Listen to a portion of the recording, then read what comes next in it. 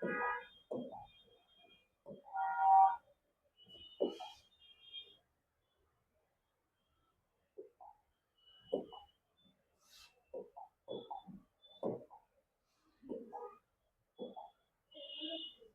भी बताना है, ये समझा दिए नहीं काम चलेगा, शुरू कर दीजिए, है ना।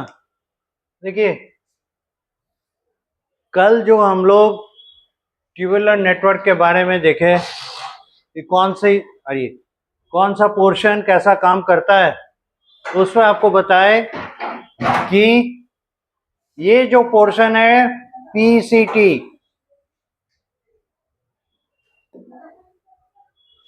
प्रॉक्सिमल कन्वोल्यूटेड ट्यूब्यूल, राइट, ये जो एरिया है, क्या हो रहा है,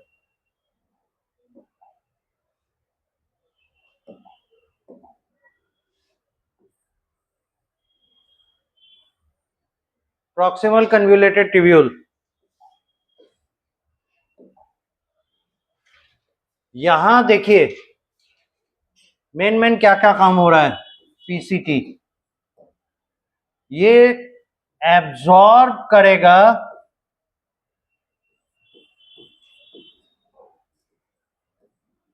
नियरली ऑल इंपॉर्टेंट न्यूट्रिएंट्स। कहां से? From filtrate. और ये फिल्ट्रेट कहां आया? बोमेंस कैप्सूल में। और बोमेंस कैप्सूल से बढ़ते हुए किधर गया? पीसीटी, प्रॉक्सिमल कन्वोल्यूटेड ट्यूब्यूल में। उस एरिया से, प्रॉक्सिमल कन्वोल्यूटेड ट्यूब्यूल से, ये नियरली सभी न्यूट्रिएंट्स को एब्जॉर्ब कर लेगा, ठीक है, जो भी जरूरी है उनको नहीं छोड़ेगा। जैसे for example glucose, amino acid, sodium, इनको ये एनर्जी खर्च करेगा और एक्टिव ट्रांसपोर्ट,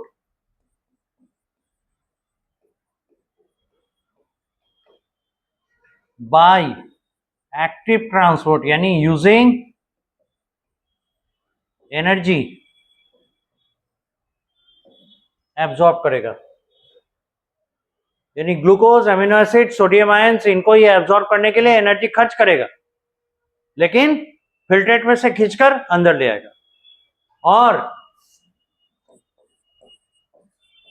पैसिव ट्रांसपोर्ट से,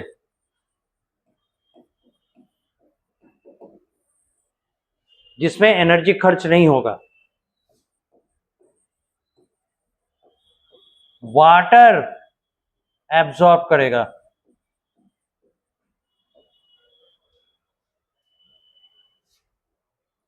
इसके अलावे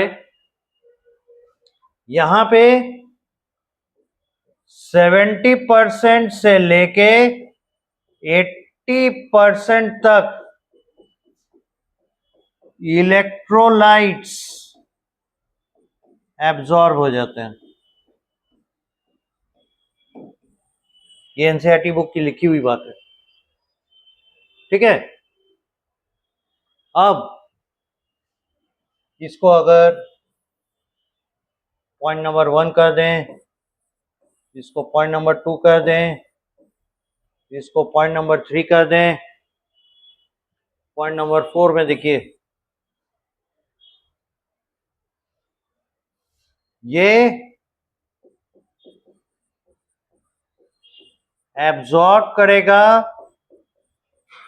बाइकार्बोनेट आयन HCO3-। ये देख रहे हैं ना, जो इससे बाहर निकल के जा रहा है वो कहां आ रहा है? इंटरस्टिशियल स्पेस, किसका? कॉर्टेक्स में, ठीक है, कॉर्टेक्स। नीचे देख रहे हैं मेडुला, अभी ये हिस्सा पीसीटी कहां है? कॉर्टेक्स में प्लेस्ड है। तो बाइकार्बोनेट आयन ये एब्जॉर्ब कर रहा है। और सोडियम क्लोराइड देख रहे हैं, यानी कि सोडियम आयन एब्जॉर्ब कर रहा है। और क्या एब्जॉर्ब कर रहा है? वाटर, देख रहे हैं ना, वाटर एब्जॉर्ब कर रहा है। और पोटेशियम आयन एब्जॉर्ब कर रहा है, अब सिक्रीट कर रहा है क्या? सिक्रीट्स। और ये सिक्रीट करेगा मतलब कहां भेजेगा? भेजेगा ये देखिए इस ट्यूब्यूल में, यानी प्रॉक्सिमल कन्वोल्यूटेड ट्यूब्यूल के ल्यूमेन में, राइट? सिक्रीट्स एमोनिया NH3 और सिक्रीट करेगा H+ आयन यानी एसिड। ये पीसीटी का काम बड़ा इंपॉर्टेंट है, ठीक है? अब इसके बाद ये फ्लूइड नीचे की ओर उतर रहा है और आएगा किसमें? Descending limb of loop of Henle में।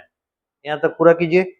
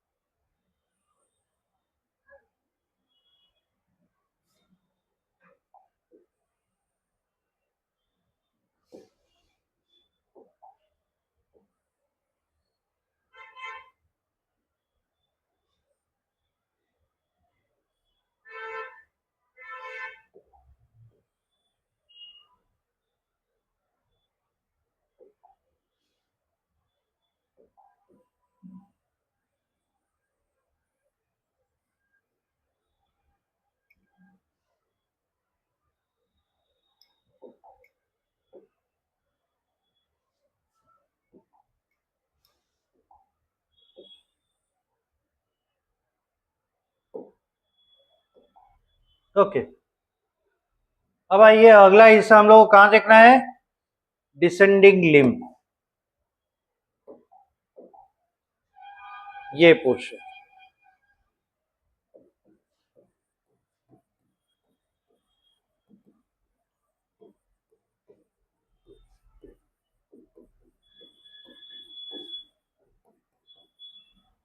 Descending limb of loop of Henle, ये करने क्या वाला है? ये वाटर रीएब्सॉर्ब करता है, बट नो सोडियम क्लोराइड। और इस वजह से क्या होता है? The filtrate कॉन्संट्रेट्स,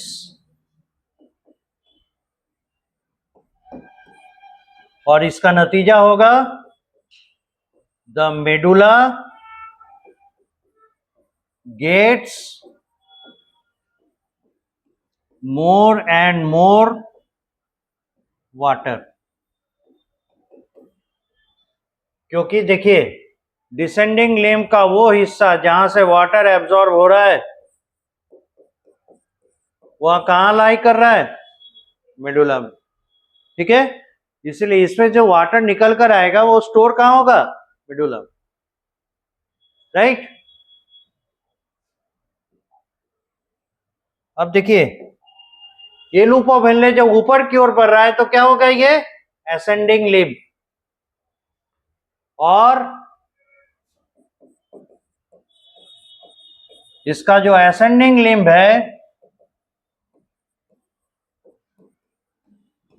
loop of Henle, ये जस्ट रिवर्स एक्ट करता है डिसेंडिंग लिम्ब का। ये होता है सोडियम क्लोराइड एब्जॉर्प्शन के लिए, वाटर नॉट एब्जॉर्ब्ड। इसका रिजल्ट क्या होगा? Medulla now gets more and more sodium chloride, and so it becomes कैसा टोनिक? हाइपरटोनिक। ये असेंडिंग लिम्ब की वजह से। ठीक है, यहां तक पूरा कीजिए। आगे बढ़े, पता चला। अब यहां देखिए, अगला हिस्सा कौन है? Distal convoluted tubule. ठीक, तो इसको भी थोड़ा नीचे ले आए ताकि पता चलता रहे।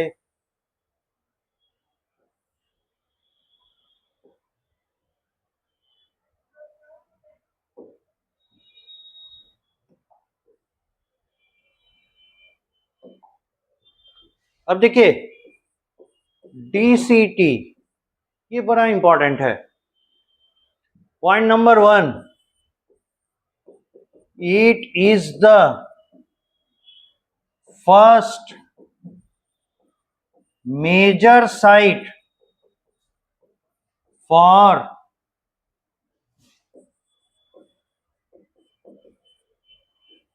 Maintenance of potassium ions in the body, and so here secretion of potassium ions take place। यानी न्यूट्रिशन के दौरान अगर बॉडी में एक्सेस पोटेशियम आ गया तो यही वो जगह है जहां से पोटेशियम आयन को, ये देखिए, पोटेशियम आयन को एक्सक्रीट किया जाता है कहां? ट्यूब्यूलर फ्लूइड यानी ल्यूमेन, यानी फिल्ट्रेट में, जो कि यूरिन बन के आगे जा रहा है उसमें। दूसरा, it is also an important, ये ध्यान देना ही है, important site for pH balance. ये पीएच बैलेंस के लिए इंपॉर्टेंट साइट है। तो ये क्या करता है? Tunes H plus ion, HCO3 minus ions to balance pH। अगर एसिडिक की तरफ भाग गया तो बाइकार्बोनेट आयन एब्जॉर्ब कर लेगा, और अगर बेसिक की तरह, एल्कलाइन की तरफ भाग गया तो H प्लस आयन एब्जॉर्ब कर लेगा। और इस तरीके से ये फिल्ट्रेट का पीएच और बॉडी के पीएच के बीच में बैलेंस बैठाने का पहला इंपॉर्टेंट जगह है। समझ में आया? This is the importance of DCT. और तीसरा जो इंपॉर्टेंट पार्ट है, अगर जरूरत पड़ा, डिहाइड्रेशन अगर हुआ, तो डिहाइड्रेशन के कंडीशन में डीसीटी इज द वन जहां पर हार्मोन के एक्शन से, है ना, वाटर रीएब्सॉर्ब किया जाता। ठीक है, याद रहेगा। तीसरा है, if required H2O is heavily reabsorbed back, वापस बुला लेता है वाटर को, reabsorb back from here when dehydration takes place। अगर किसी कारण से डिहाइड्रेशन होने लगा तो यही वो जगह है जहां से वाटर एब्जॉर्ब होगा। इसीलिए यहां देखिएगा, दिखाया है वाटर को एब्जॉर्ब होते हुए, देख रहे हैं ना, ये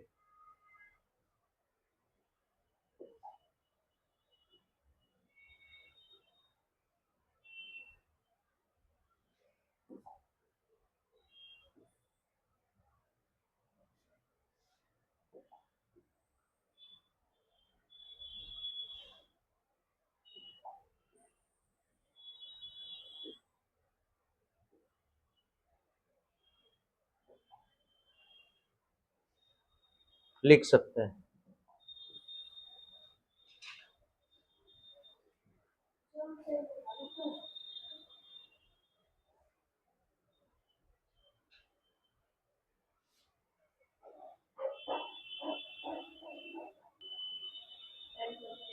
जितना एक्सप्लोर कीजिएगा उतना और सारा चीज जानिएगा। तो ये हो गया हमारा DCT. Now it comes to the collecting duct. यहां छिपा हुआ,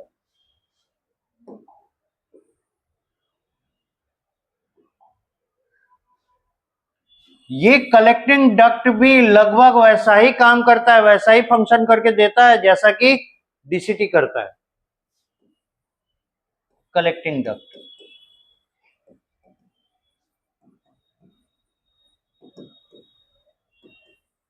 it is the second site where potassium ion secretion takes place। ये दूसरा ऐसा जगह है जहां पोटेशियम आयन का सिक्रेशन होता है। तो पहला जगह कौन है? डीसीटी, और दूसरा कलेक्टिंग डक्ट। रीजन क्या है? पोटेशियम आयन का सिक्रेशन कर दिया, अगर फिर भी देखा जा रहा है कि जो बॉडी है, बॉडी के अंदर इंटरस्टिशियल स्पेस में पोटेशियम आयन बढ़ गया, again it can be secreted in the second part and this is collecting duct. ठीक है, तो यहां भी ये काम होता है। दूसरा, it is also helpful in pH balance by H plus ion and HCO3 minus ion absorption and secretion as the case may be। जो जरूरी होगा अकॉर्डिंग करके यहां पर भी है ना, एसिड का बैलेंस, यानी एसिड और बेस का बैलेंस, कहने का मतलब पीएच बैलेंस यहां किया जाता है। अगर एसिड बढ़ गया, बाइकार्बोनेट रीअब्सॉर्ब कर लेगा, अगर एसिड घट गया, बाइकार्बोनेट आयन सिक्रेट कर देगा। या उल्टा करके देख सकते हैं, अगर एसिड घट गया H प्लस आयन एब्जॉर्ब कर लेगा, अगर एसिड बढ़ गया H प्लस आयन बाहर भेज देगा। बाहर मतलब कहां? इंटरस्टिशियल, ये क्या कहते हैं, इसका जो फिल्ट्रेट है, ल्यूमेन है, वहां। और अंदर ले आएगा तो कहां? Interstitial space. ठीक है। तीसरा, ये देखिए, very little amount of urea is also absorbed here. तो आप बोलिएगा यूरिया तो एक्सिटरी मैटर है, बाहर निकालने के लिए ये क्यों वापस खींच रहा है? इसलिए क्योंकि बॉडी में ऑस्मोटिक बैलेंस बना रहे, उस ऑस्मोटिक बैलेंस को मेंटेन करने के लिए थोड़ा सा यूरिया जरूरी होता है। तो ये फाइनल लेवल पे यूरिया का रीएब्जॉर्प्शन इस जगह होता है। सिक्रीशन कहां कर दिया? देख लीजिए, सिक्रीशन यहीं आ गया। ये जो ग्लोमेरुलस है ना, इस ग्लोमेरुलस से यहां यूरिया भेज दिया गया, पर यहां से इतना लंबा दूरी तय करने के बाद यहां पर देखा नहीं, जरूरत समझ में आ रहा है, थोड़ा सा यूरिया वापस ले लेते हैं। Collecting duct is the one from where some amount of, very little amount of urea is absorbed back in order to maintain the osmotic balance। आई बात समझ में? So it is the only place where a little urea is absorbed back to maintain the osmotic pressure।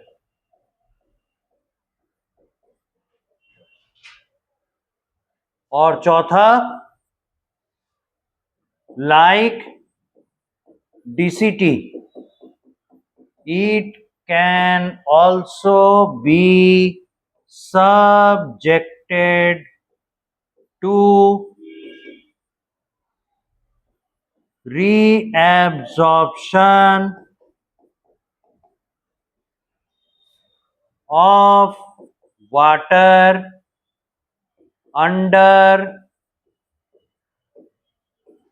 dehydration full stop. यानी यहां पर भी action करके बाहर जा रहे भाग रहे वाटर को वापस हम खींच सकते हैं अगर पर्सन यानी ह्यूमन डिहाइड्रेशन को फेस कर रहा है तो। ठीक है, यहां तक नोट कीजिए। अब देखिए, हम लोग आए इस पे, बहुत देर से बेचारा वेट कर रहा है। ये है क्या, ये सिंपली ये बता रहा है कि देखिए जैसे जैसे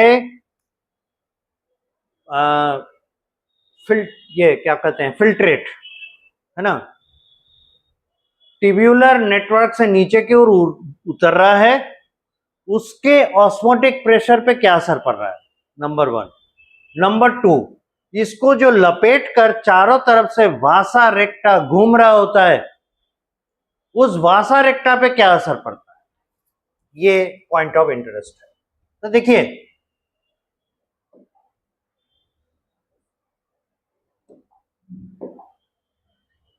ये नीचे की ओर आ रहा है, नीचे की ओर आ रहा है, नीचे की ओर आ रहा है, ऐसे ऊपर की ओर जा रहा है और यहां से ये बाहर निकलने वाला है। ठीक है, और ये जो है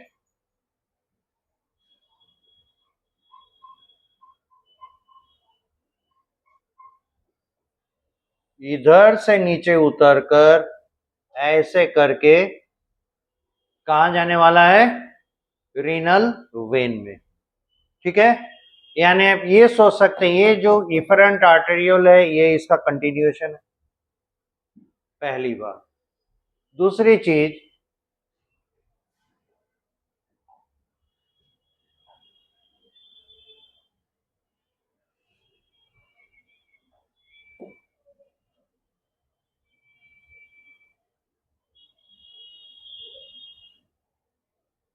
इसमें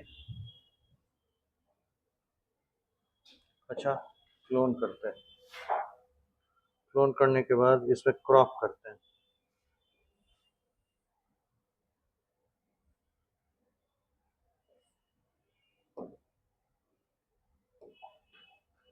अब देखिए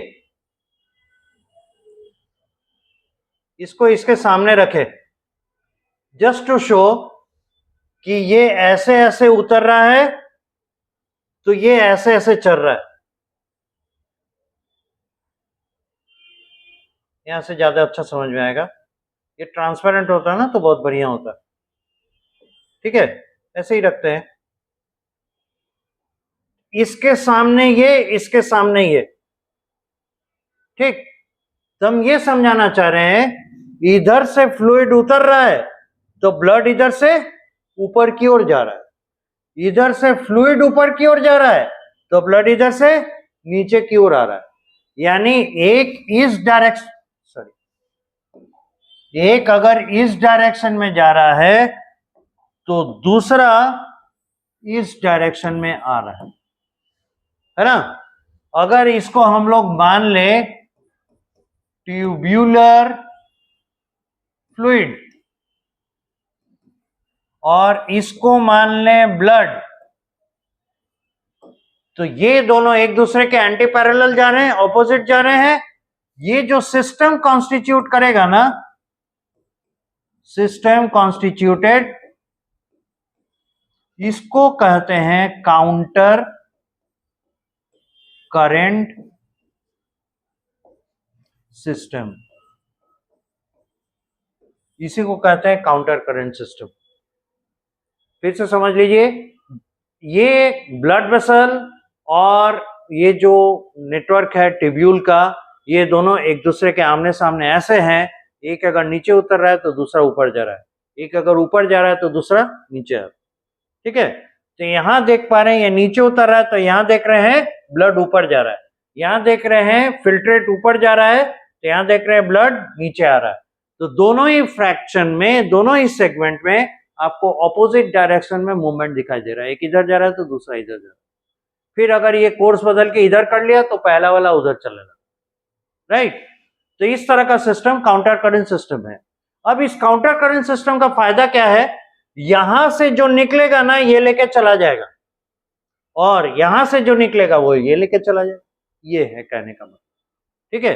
तो काउंटर करंट सिस्टम हेल्प करता है किसी भी चीज को एब्सॉर्ब करने में और उसको वहां से लेकर ट्रांसफर करके दूसरी जगह जाने में। This is the importance of a counter current system. तो वासा रेक्टा जो पेरिट्यूब्यूलर नेटवर्क है वो, और जो ट्यूब्यूलर नेटवर्क है वो, ये दोनों एक दूसरे के साथ काउंटर करंट सिस्टम फॉर्म करते हैं। आई बात समझ में? बाकी कुछ खास है नहीं, सिर्फ वैल्यूज दिए हुए हैं, वैल्यूज क्या बता रहे हैं ये हम लोग एक्सप्लेन कर लेंगे तो हमारा काम बन जाएगा। अब देखिए, आप देखे हैं ना, जैसे ही ये कॉर्टेक्स से मेडुला की तरफ आता है तो ये वाला कौन सा हिस्सा है? Descending limb.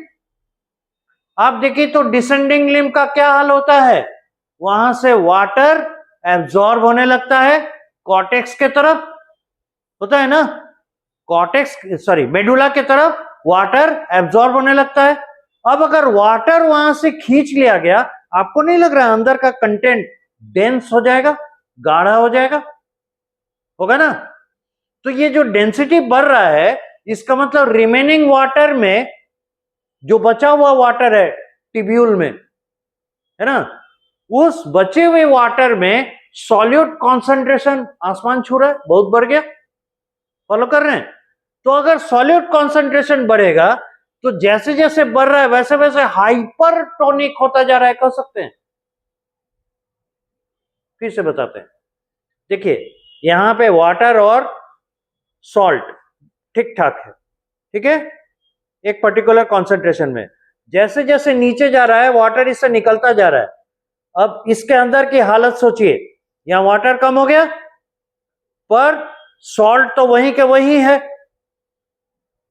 इसका मतलब यहां पे डेंसिटी ऑफ द सॉल्ट बढ़ रहा है कि नहीं, कॉन्सेंट्रेशन ऑफ द सॉल्ट बढ़ रहा है कि नहीं?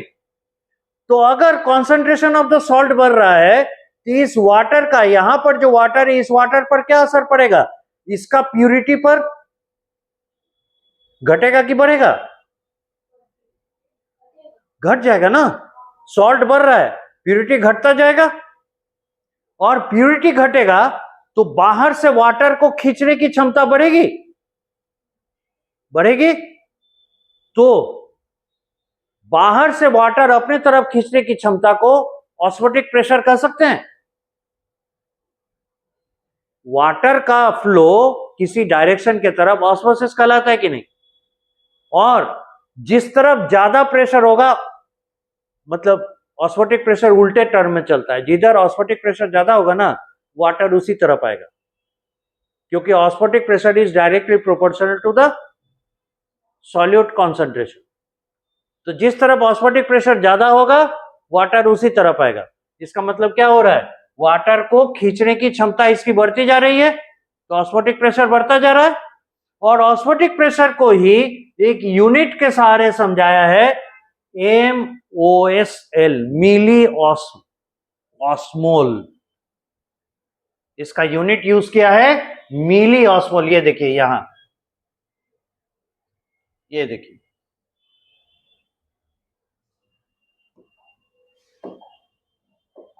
यहां यूज किया है मिली ऑस्मोल, देख रहे हैं ना?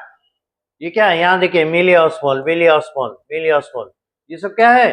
ये ऑस्मोटिक प्रेशर का यूनिट है, ठीक है। मिली ऑस्मोल पर लीटर ऑफ वाटर इतना मिली ऑस्मोल इसका ऑस्मोटिक प्रेशर, ठीक। अब यहां देखिए, जैसे जैसे इससे वाटर जा रहा है बाहर वैसे वैसे 400, 600, 800, 1000, 1200 बढ़ता जा रहा है। क्या कोई डाउट? इसको बढ़ा कर दिखाएं क्या?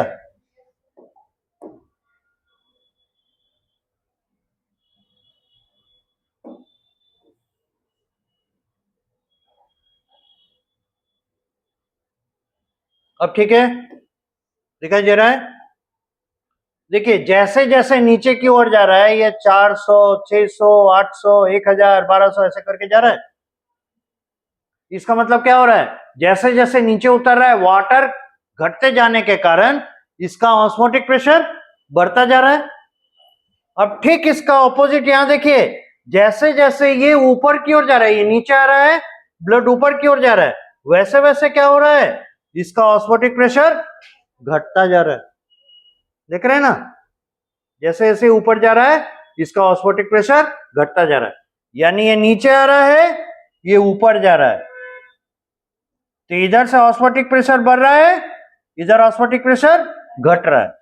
और ये घट क्यों रहा है, क्योंकि ये सोडियम क्लोराइड को इंटरस्टिशियल स्पेस में देता जा रहा है, इसलिए क्या हो रहा है, इसका ऑस्मोटिक प्रेशर घटता जा रहा है। अब इधर देखिए, ये ऊपर जैसे जैसे चढ़ता है सोडियम क्लोराइड को बाहर भेजता जाता है मेडुला में, तो नेचुरली क्या होगा, इसका ऑस्मोटिक प्रेशर अब फॉल करना शुरू करेगा। वही चीज हो रहा है, 1200 तक गया, अब घटने लगा 900, 600, 400, 300, जितना से शुरू किया था उतना पर आ गया, 300 से शुरू किया था 300 पर आ गया। बढ़ाया क्यों, ताकि वाटर यहां जा सके। घटाया क्यों, ताकि सोडियम क्लोराइड को बाहर भेज सके। ठीक है, हाँ बिल्कुल, हाँ तो बढ़ा रहा है ना, ऑस्मोटिक प्रेशर बढ़ा रहा है, क्यों, उल्टा काम कर रहा है, वाटर को बाहर भेजकर ऑस्मोटिक प्रेशर बढ़ा रहा है।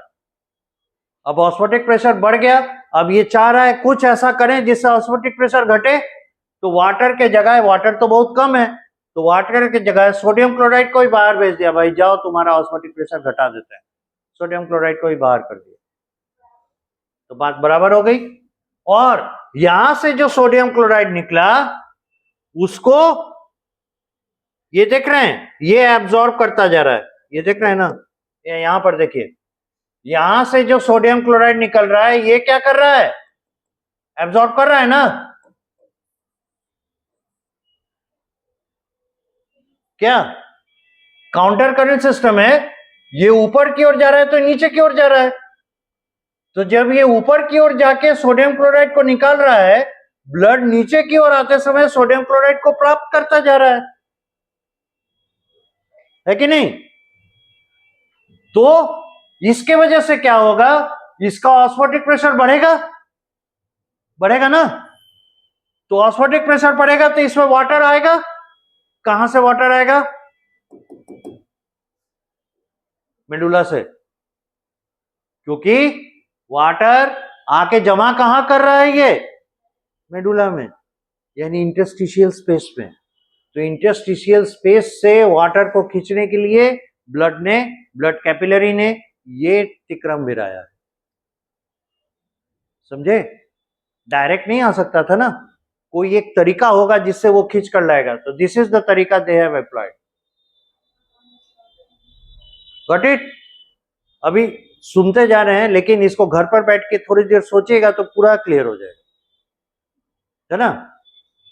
तो यहां पर इतना याद रखना है कि उल्टा चलता है, अगर ये नीचे की ओर जा रहा है तो ब्लड ऊपर की ओर जाएगा, अगर ये ऊपर की ओर जा रहा है तो ब्लड नीचे की ओर आएगा। यहां देख लीजिए, यहां से सोडियम क्लोराइड छोड़ रहा है, ऊपर की तरफ जा रहा है, तो ये नीचे की तरफ आ रहा है, तो ब्लड सोडियम क्लोराइड एब्जॉर्ब कर रहा है, जिसके वजह से आगे चल के क्या होगा, इसमें वाटर एब्जॉर्ब होता जाएगा, और ये नीचे की तरफ आ रहा है तो क्या हो रहा है, वाटर छोड़ रहा है, और ये ऊपर की ओर जा रहा है तो वाटर खींच रहा है। बात समझ गए। तो यहां तक ब्लड कैपिलरी ने तैयारी किया कि भाई अब हम इतना ताकत बना लिए हैं कि वाटर को खींच लेंगे, और जब ये वापस जा रहा है वाटर को खींचते हुए चला जा रहा है, इतनी सी बात है। और इसके लिए इसने डिजाइन किया काउंटर करंट सिस्टम, राइट। तो आप 2 सेंटेंस लिखिए, इसमें क्या लिखना है, अच्छा लिख लीजिएगा, पहले लिखिए, थोड़ा सा इंट्रोड्यूस हो जाए। लिखिए, the capillary network of Vasa रेक्टा, the capillary network of Vasa रेक्टा, the capillary network of Vasa रेक्टा and the the capillary network of vasa recta and the tubular network constitute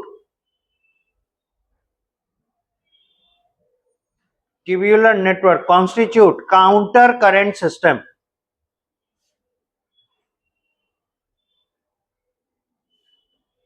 Because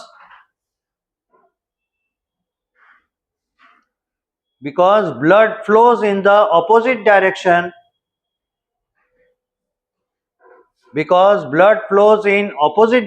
in the capillary,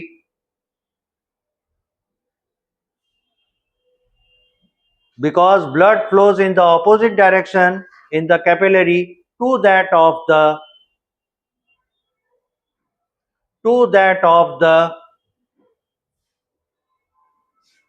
blood flows in the opposite direction in the capillary to that of the flow of filtrate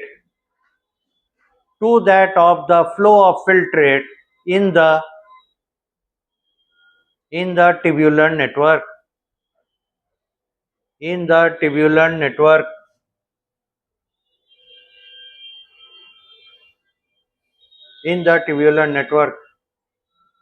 Therefore,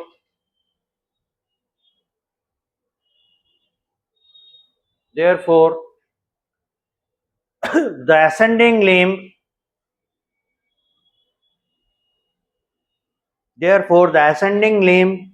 when releases sodium chloride,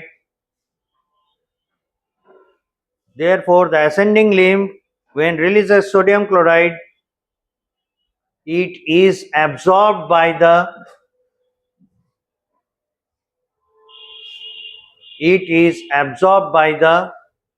vasa recta.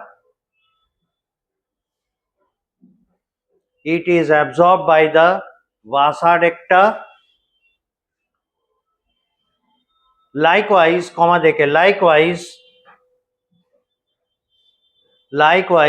ठीक इसी तरह when the descending limb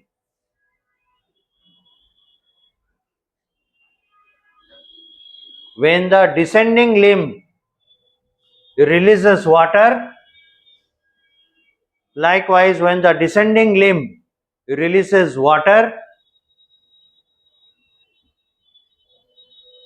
it is taken up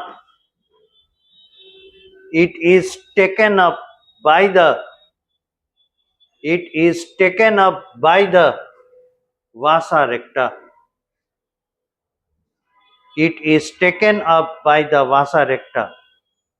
ठीक है, अब आप इसको बना सकते हैं.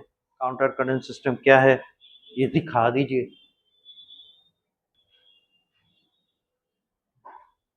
अब हम लोग आगे बढ़ेंगे और आएंगे रेगुलेशन.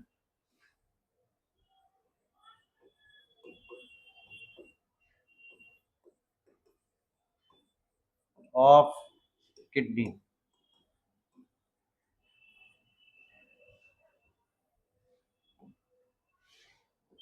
टर्म्स. नंबर 1, GFR, ये है ग्लोमेरुलर फिल्ट्रेशन रेट. यह है glomerular filtration rate, GFR.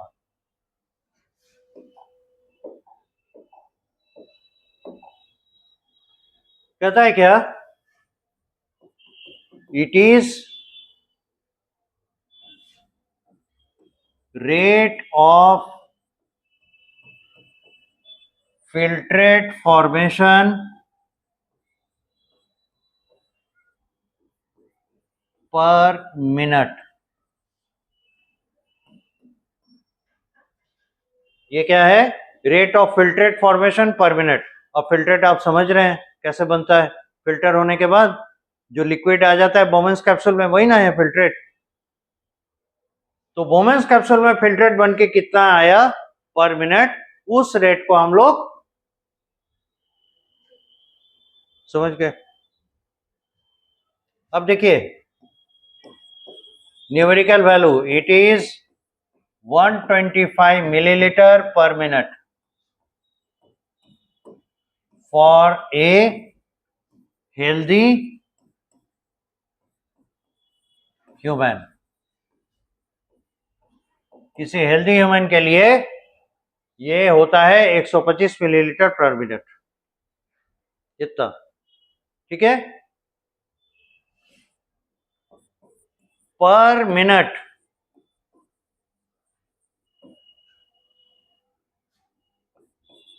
The kidneys filter nearly 1100 to 1200 ml of blood।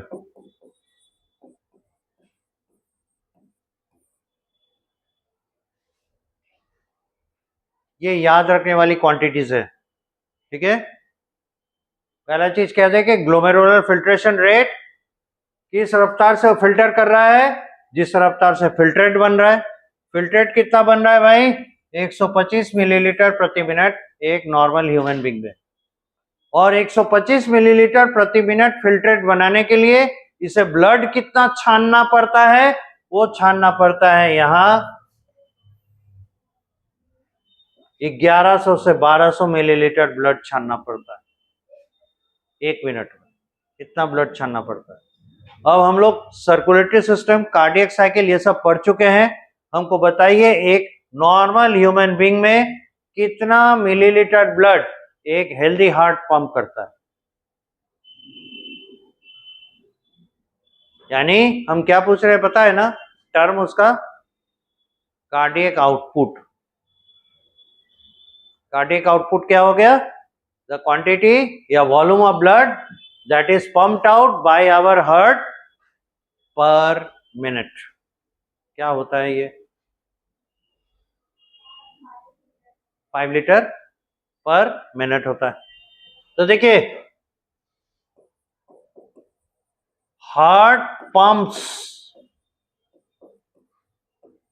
5 litre पर मिनट, यानी 5000 मिलीलीटर पर मिनट, इतना ब्लड पंप करता है। एंड किडनीज फिल्टर 1100 से 1200 ml पर मिनट, और इसीलिए कहा जाता है so the kidneys are filtering 1/5 approx, यानी approximately 1/5 of the blood of cardiac output. Cardiac output का 1/5 हिस्सा हमारा किडनी प्रति मिनट छान लेता है, ठीक है। अब यहां से एक और कैलकुलेशन पे हम लोग को जाना है।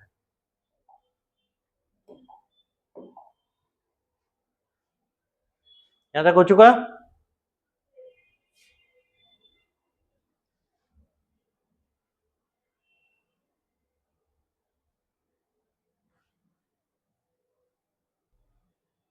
सो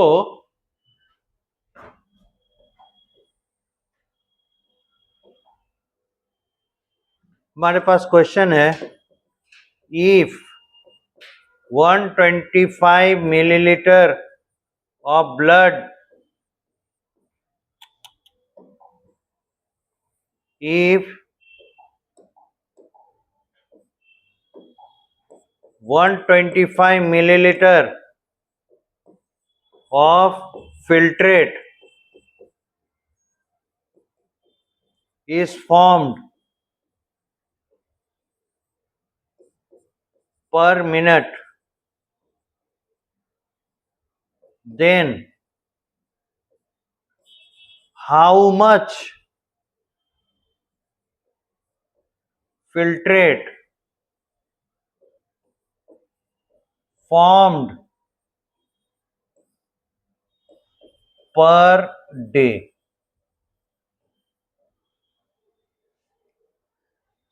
जल्दी से निकालिए तो।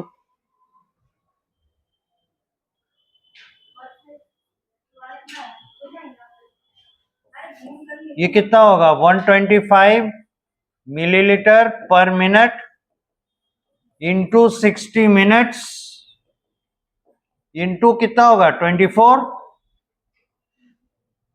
है ना?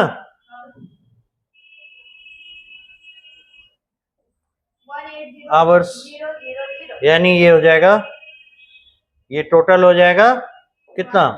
125 गुना 60 गुना 24, ये आ जाएगा 180 और 30 मिलीलीटर पर डे।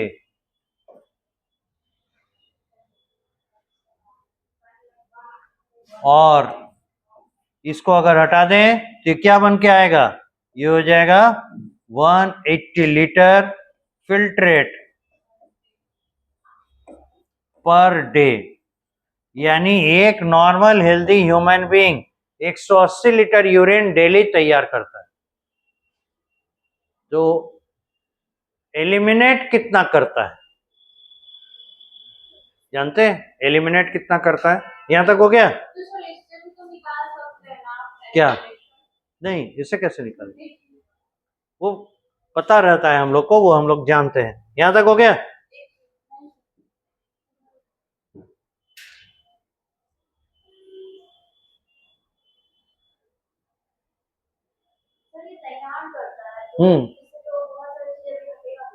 सब हो गया।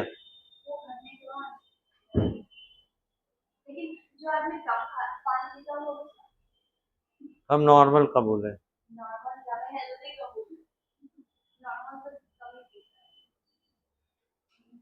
हो गया। तब यहां पे होगा कहने के लिए कि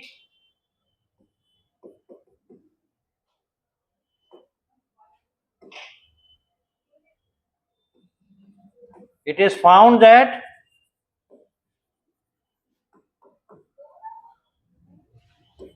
1.5 liter to 2.0 liter urine is passed per day. कितना यूरिन पास कर रहे हैं? 1.5 लीटर से 2 लीटर। तो बाकी 180 लीटर में से 1.5 लीटर से 2 लीटर बाहर जा रहा है, बाकी क्या हो रहा है? नहीं, अरे बाप, 180 लीटर में तो समझ रहे हैं, 180 लीटर, उसमें से 2 लीटर यूरिन बन के निकल रहा है बाहर, बाकी 178 लीटर का क्या हो रहा है? The rest 178 litre to 178.5 litre of fluid in filtrate is absorbed back, सोख लिया जाता है, is absorbed back. This is the capacity, this is the strength of our kidney to reabsorb water. और इतना फ्लूइड एब्जॉर्ब बैक करके हमारा concentrated 1.5 से 2 litre urine pass out होता है। This is GFR, this is glomerular filtration rate. तो GFR अगर एक ह्यूमन का पूछेगा, हेल्दी ह्यूमन का, तो क्या बताएंगे? 125 मिलीलीटर पर मिनट या 180 litre per day is the GFR. हाँ हाँ, 60 से मल्टीप्लाई कर दीजिए। हो गया? आगे बढ़ जाए। अब देखिए रेगुलेशन।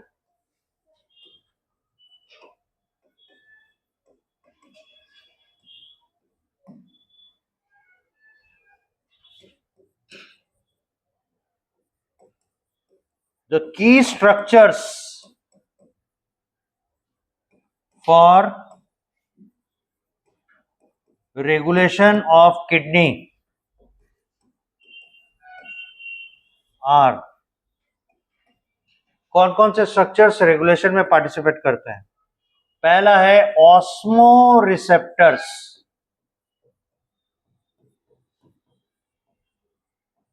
ये होते हैं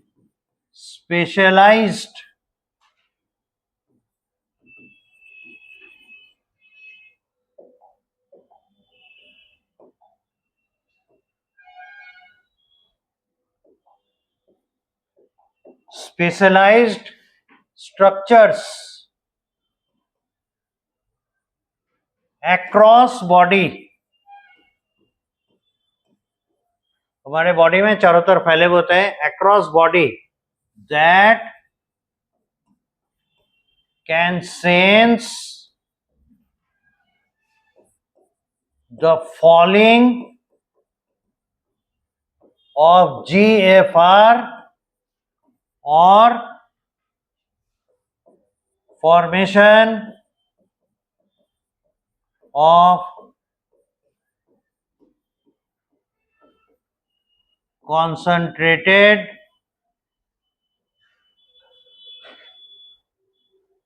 ऐसे कहिए ना, GFR रखिए। GFR अगर फॉल कर रहा है तो इसको सेंस करने के लिए जो स्ट्रक्चर्स पाए जाते हैं, ये न्यूरोलॉजिकल स्ट्रक्चर्स हैं, उन्हें कहा जाता है ऑस्मो रिसेप्टर्स। दूसरा जो पार्टिसिपेट करता है वो है हाइपोथैलेमस।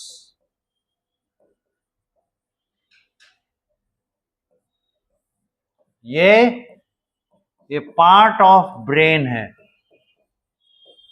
Human brain. ये पार्टिसिपेट करता है रेगुलेशन में। तीसरा स्ट्रक्चर है एड्रिनल ग्लैंड्स कॉर्टेक्स, यानी आउटर पार्ट, एड्रिनल ग्लैंड का बाहरी हिस्सा, एड्रिनल कॉर्टेक्स, एड्रिनल ग्लैंड का कॉर्टेक्स, वो पार्टिसिपेट करता है। और चौथा हार्ट। ये हैं इसके रेगुलेटरी स्ट्रक्चर्स। यहां तक नोट कीजिए।